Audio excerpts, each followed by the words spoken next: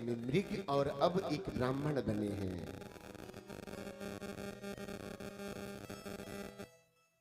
अब चूंकि जान रहे हैं स्मृति बनी है, इसलिए मौन हो गए। नारायण मौन में बड़ी शक्ति होती है। और इन्होंने आज तक कुछ बोला नहीं है।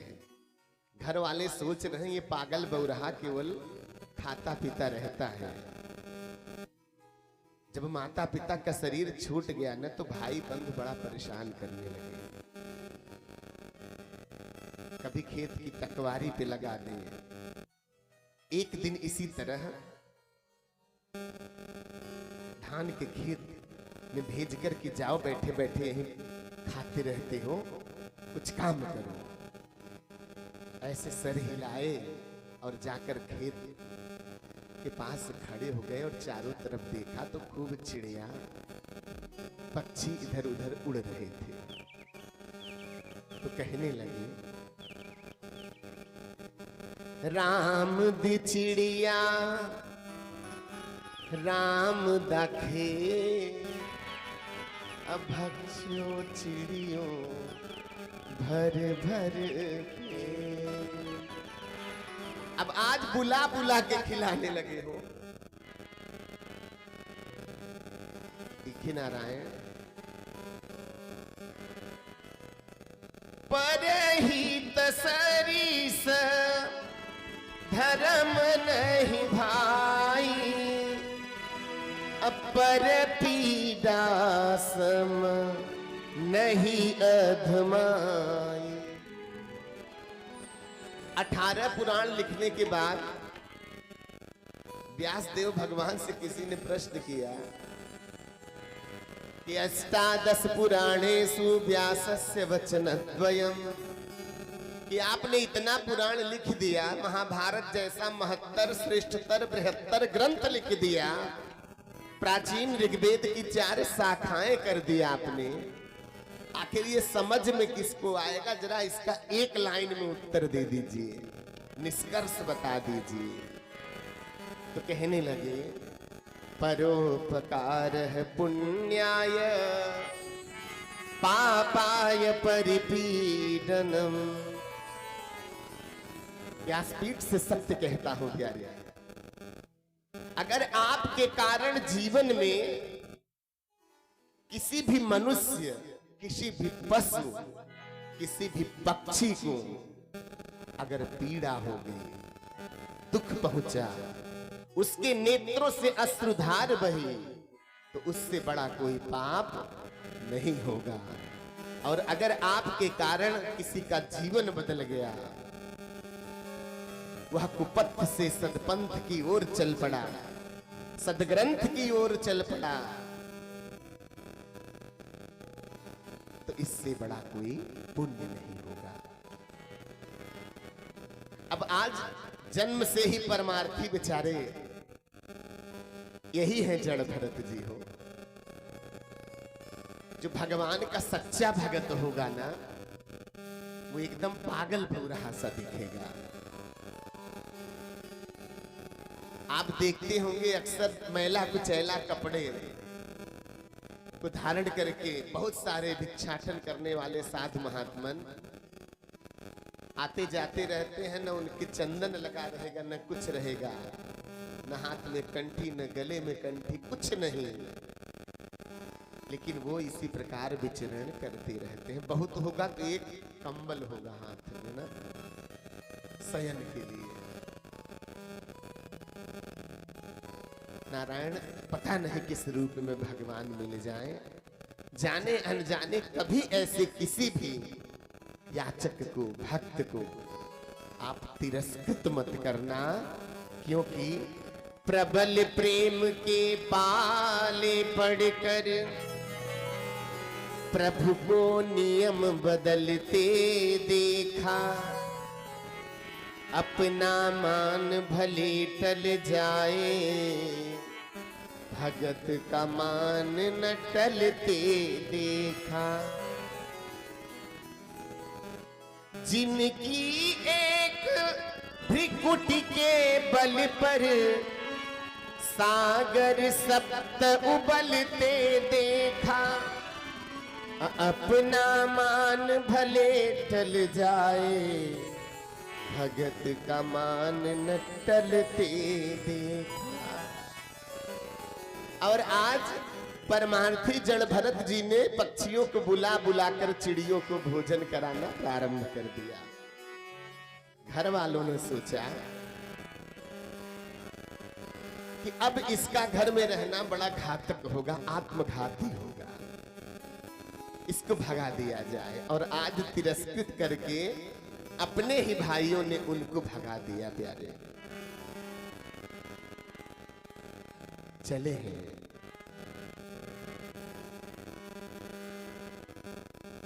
हरि शरणम हरि शरणम हरि शरणम हरि शरणम।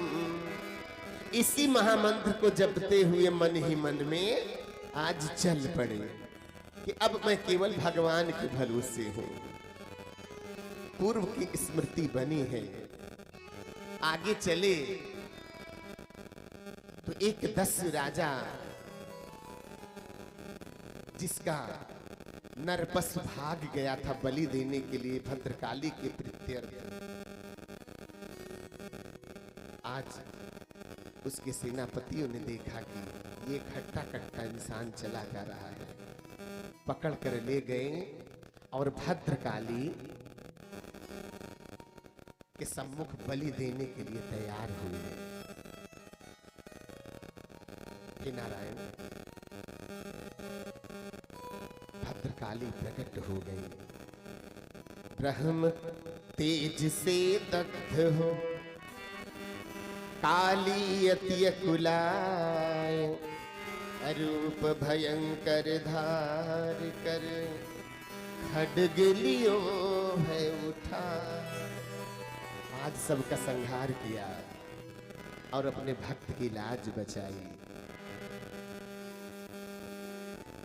सीम की चापी सकई को तासु, सीम की चापी सकई को तासु, सीम की चापी,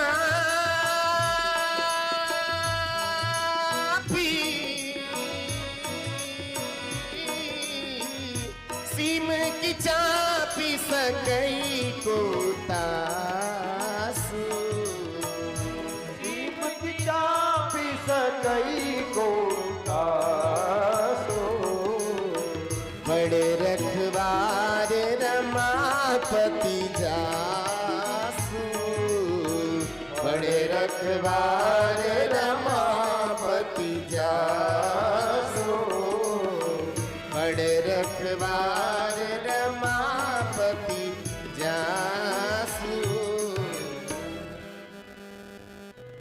भगवान ने आज कृपा करी हो, आगे बढ़े तो सिंधुसौर देश का राजा रघुगण, जो तत्व ज्ञान अर्थात मैं कौन हूं, जीवस्य तत्व जिज्ञासा, यह ज्ञान प्राप्त करने के लिए भगवान कपिल के आश्रम की ओर जाने के लिए चला जा रहा है। पालकी में बैठकर चार कुम्हारों के कंधे पर पालकी रखकर वह राजा उसमें सवार है, चला जा रहा है। दैव योग से एक कुम्हार की तबीयत खराब हो गई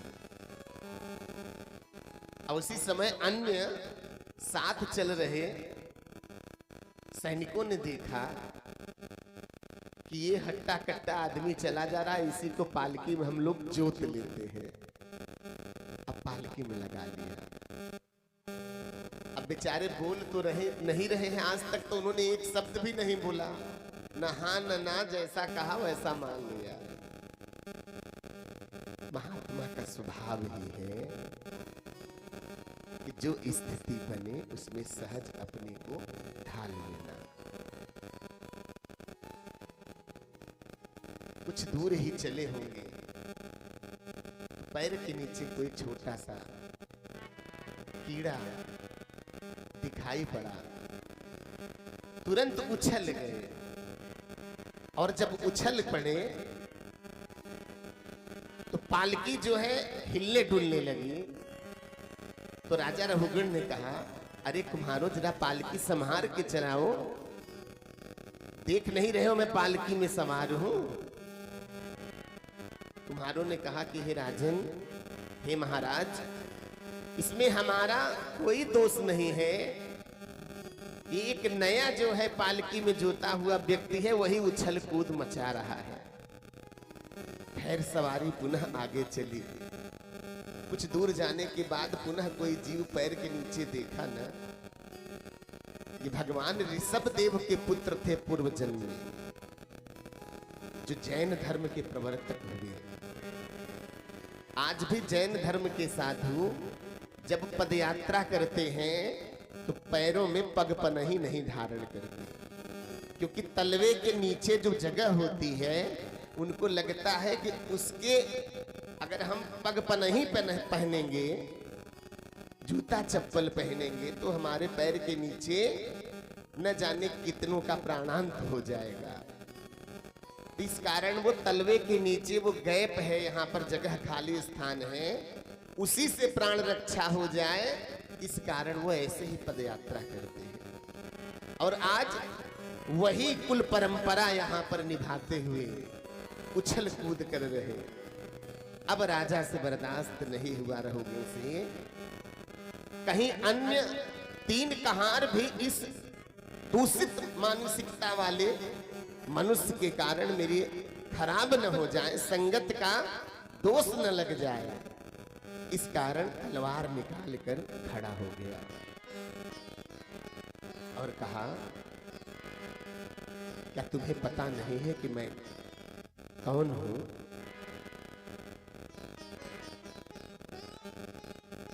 क्या तुम्हें पता नहीं कि राजा की पालकी कैसे जोती जाती है?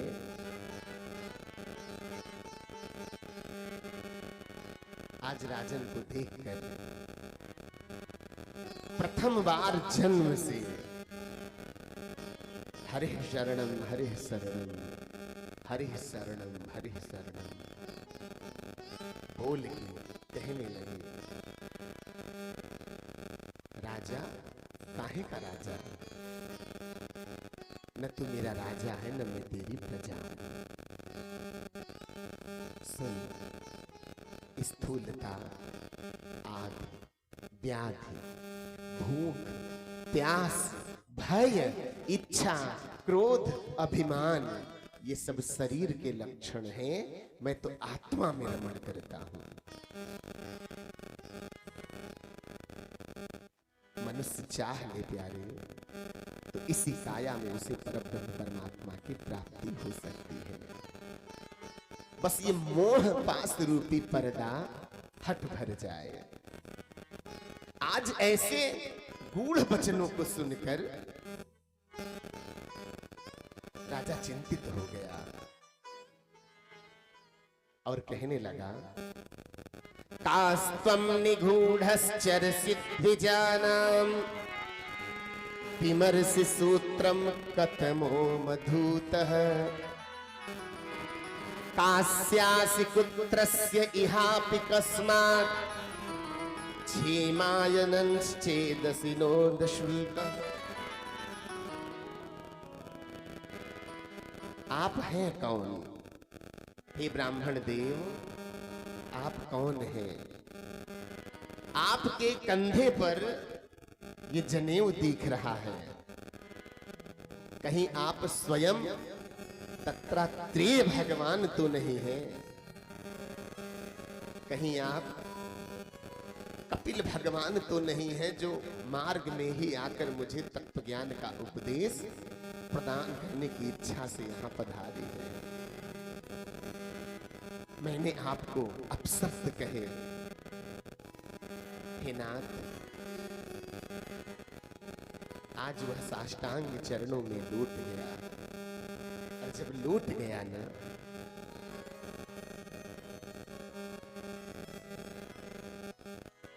आज कहने लगे, विप्रसाप सुन बिनु सुनु महिपाला, अतोर नास नहीं कवने हूँ काला। चल राजन, ये तो अच्छा लगा कि तुझे ब्राह्मणों के सांप का भय है, ब्राह्मणों के सांप से तू डरता है, राजस्व के अभिमान से तू अहंकार बस इतना अभिमानी हो गया है।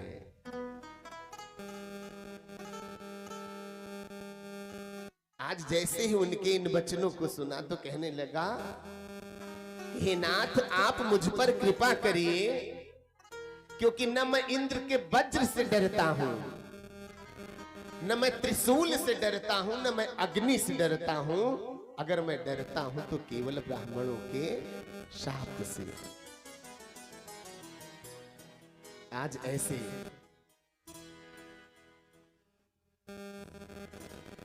ब्राह्मण को देखकर हाथ जोड़कर प्रणाम करके कहने लगा, नमो नमः कारण विग्रहाय, स्वरूप तुच्छीकृत विग्रहाय, नमो वधू तद्विज बंधुलिंग, निगूढ़ रस नित्यनुभावतोभ्यम। जैसे ज्वर से पीड़ित मनुष्य को औषधि, धूप से तपे हुए मनुष्य को पानी की आवश्यकता है, उसी प्रकार हे नाथ मुझे आप के द्वारा कहे गए एक एक वचनों का रसामृत पान करना है। आप मुझे आज्ञा दीजिए, मैं क्या करूं। आज नारायण वै पदे बंध मोक्षाय, न ममेति ममेति च, ममेति बध्यते जंतुर्न ममेति प्रमुच्यते। मन ही मनुष्य के बंधन और मन ही मनुष्य के मुक्ति के कारण के रूप में है प्यारे। आज उसका राजत्व अभिमान चूर किया। हाथ जोड़कर उसने प्रणाम किया उनके चरणों में। प्रणवं सवनि धरि सीसा, करऊं कृपा जन जानि मुनीसा। और उसने कहा कि हे नाथ आज के बाद आपके ज्ञान से मेरा ये अभिमान चूर हो गया। अब भगवद नाम के सिवा मैं और किसी चीज का आश्रय कभी ग्रहण नहीं करूंगा। कृष्णेति मंगलम नामम यस्य वाचि प्रवर्तये, भस्मी भवन्ति सद्यस्तु महापातक कोटयः। अर्थात कृष्ण कृष्ण ये मंगल नाम, यस्य वाच प्रवर्तते, जिसकी जिह्वा के अग्रभाग पर ये भगवान का नाम विराजमान हो गया, स्थापित हो गया। भस्मी भवन्तु सद्यस्तु, उसके कोटि कोटि करोड़ों जन्म के पाप तत्क्षण भस्म हो जाते हैं। न गंगा न गया सेतुर, न काशी न च पुष्करम, जिह्वाग्रे वर्तते अस्य हरिरिव्यक्षरद्वयम्। हरि यही एक शब्द, ये दो अक्षर अगर हमारी जिह्वा के अग्रभाग पर बैठ जाएं, तो ऐसे पुण्य की समता न गंगा स्नान से की जा सकती है, न काशी में ग्रहण के समय साधनात्मक जीवन जीने से की जा सकती है, न पुष्कर में तर्पण करने से की जा सकती है। बोलिए सच्चिदानंद भगवान की जय हो। आज यहाँ पर रहुगण को तत्व ज्ञान का उपदेश प्रदान किया और वहां से भगवान के परम भक्त राजन भरत जी ने प्रस्थान किया। गंगा के तट पर बैठे महाराज परीक्षित को सुखदेव भगवान ने भरत वंश के अन्य राजाओं का वर्णन किया, खगोल वर्णन किया, जम्बूद्वीप की जितनी नदियां थी उन नदियों का वर्णन किया, नरकों का वर्णन किया, और कथा आई अष्टम स्कंद की। परीक्षित बोले, हे भगवान, आपने मुझे प्रियव्रत उत्तानपाद, भूमंडल की स्थिति, नक्षत्र, कई कथाओं का वर्णन सुनाया, लेकिन मैं एक प्रश्न करना चाहता हूं। सुखदेव भगवान ने कहा, बताएं क्या कहना चाहते हैं राजन। अधुनेह महाभाग यथैव नरकान्नरः नानोग्रयात् नान्येतान् तन्मे व्याख्यातुमर्हसि। हे नाथ, मनुष्य ऐसा कौन सा कर्म करे कि जिसके कारण वह नरकगामी होने से बच जाए, नरक का भागी उसको अंत में शरीर छूटने पर नरक का वासी न बनना पड़े। तो आज भगवान सुखदेव जी कहने लगे, कान्य कुब्जे द्विजः कश्चित् आसीत् पतिरजामिलः अन्नाम्ना नष्ट सदाचारो दास्याः संसर्ग दूषितः। अब मैं तुमको एक ऐसी कथा सुनाऊंगा कि भगवान के नाम लेने मात्र से जो पापी तर गया। हे राजन, एक कान्य कुब्ज ब्राह्मण कुल में अजामिल नाम का एक ब्राह्मण उत्पन्न हुआ। सदाचारी था, पुण्य कर्म करता था, अपने नित्य अग्निहोत्र कर्म को करता हुआ जीवन जी रहा था।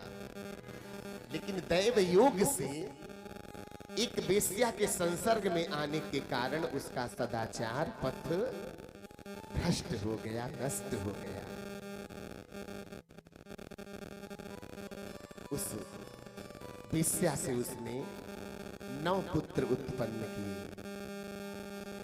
और 10वां पुत्र जब उस वेश्या के गर्भ में आया तो एक दिन की बात है कि कुछ साधु महात्मन ब्राह्मण उसके गांव में आए। गांव वालों से पता पूछा कि भैया, यहाँ पर किसी ऐसे भक्त का घर बता दो जिसके यहाँ आज हम सब प्रसादी बना सके, अब भोजन प्रसादी प्राप्त कर सके। गांव वालों ने सोचा कि आज इन महात्माओं को भी अजामिल की तरह भ्रष्ट कर दिया जाए। यही को विचार षड्यंत्र रचकर आज अजामिल के घर का पता दिखला दिया। हे नारायण, ब्राह्मण पहुंचे अजामिल के घर। वेश्या ने देखा कि आज मेरी चौखट पर इतने ब्राह्मण, उनको प्रणाम किया और कहा, महामहनीय मेधाविन त्वदीयं स्वागतम् कुर्मः। बताइए ब्राह्मण देवताओं, मैं आपकी कौन सी सेवा करूं? ब्राह्मणों ने कहा, हे पुत्री, आज हम सब भोजन प्रसादी बनाना चाहते हैं। उसने कहा कि ठीक है, मैं अभी चौका लीप देती हूँ, शौचाचार की व्यवस्था कर देती हूँ, आप भोजन प्रसादी बनाएं और पाएं, मैं खूब सेवा सत्कार करूंगी आप। अब ऐसा ही उसने किया, ब्राह्मणों को खूब पकवान मिष्ठान खिलाया। अब ब्राह्मण जब खाकर संतुष्ट हुए और चलने को हुए तो अजामिल भी आ खड़ा हुआ। अजामिल ने प्रश्न किया, यही ब्राह्मण देवताओं, मैं एक सदाचारी ब्राह्मण था, लेकिन मैंने अपने जीवन में ऐसा पापाचार दुराचार किया जिसके कारण मैं पथभ्रष्ट हो गया। तो आज आप हमारी चौखट पर आए हैं तो निश्चित भगवत कृपा मेरे निकट आएगी, ऐसा मुझे प्रतीत हो रहा है। कृपा करके मुझ पर करुणा करिए और मेरे कल्याण का मार्ग प्रशस्त करिए। ब्राह्मण दयालु कृपालु भगवान के भगत थे। उन्होंने कहा ठीक है, ये देवी गर्भ से है ना, तो जब ये गर्भ से है और इसके गर्भ से जब समयातीत बालक उत्पन्न हो तो उस बालक का नाम नारायण रख देना।